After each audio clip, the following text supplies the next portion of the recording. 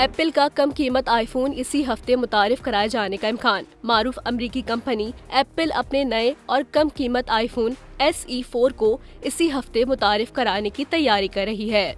गैर मुल्की खबर रसा इदारे की रिपोर्ट के मुताबिक एप्पल कंपनी 19 फरवरी को साल का सबसे सस्ता आईफोन मुतारिफ कराने के लिए तैयार है।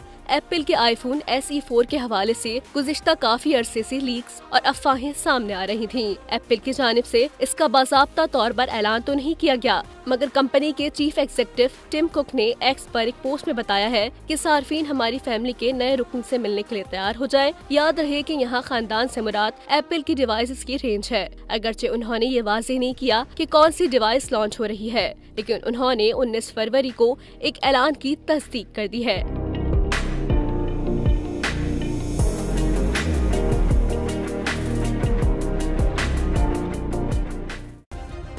सब्सक्राइब करें और बेल दबाएं ताकि कोई खबर रह न जाए।